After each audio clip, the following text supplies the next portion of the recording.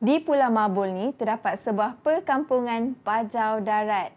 Bajau darat ni adalah orang bajau laut yang telah menetap di darat.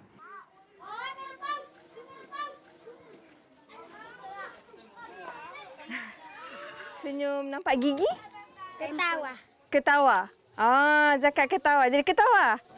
Besar lagi. Gigi. Diam, Tang. Wah.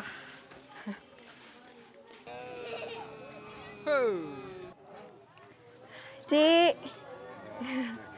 Ini pun salah satu rumah di perkampungan orang bajau ni. Kalau kita tengok sekeliling, wah memang sangat meriah. Ramai sangat budak-budak dekat sini. Diorang bermain-main. Memang sangat seronok berada dalam suasana macam ni. Bukan senang tau. Kan makcik kan? Ini dapat 3, 4, 5. Baik, Maskal. Sekarang ini berada di perkampungan orang bajau. Kat sini ada ramai kanak-kanak bajau. Dia memang bebas bermain. Nampak seronok je tengok kan. Dia tak perlukan gadget ke. Memang dah cukup mandi laut, cukup main bersama rakan-rakan. Tengok pun rasa seronok je. Rindu zaman kanak-kanak dulu. Jadi kalau korang nak datang sini, bolehlah bawa makanan ke. Barulah diorang lagi gembira kalau dapat. Wah.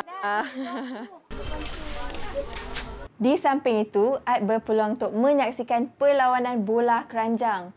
Perlawanan yang sengit ni adalah di antara komuniti bajau darat yang berada di kampung itu.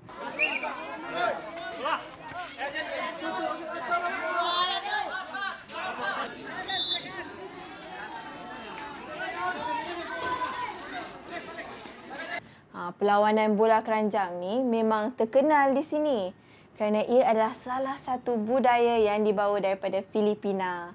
Aib rasa sangat teruja dapat merasakan pengalaman yang cukup unik ini.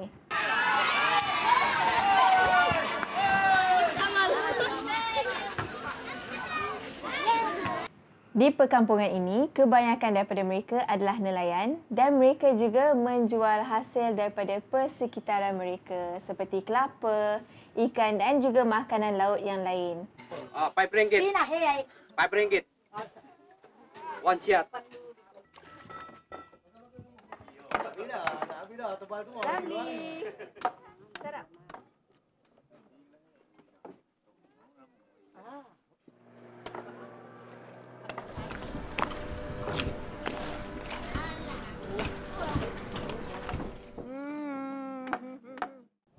Kak, kelapa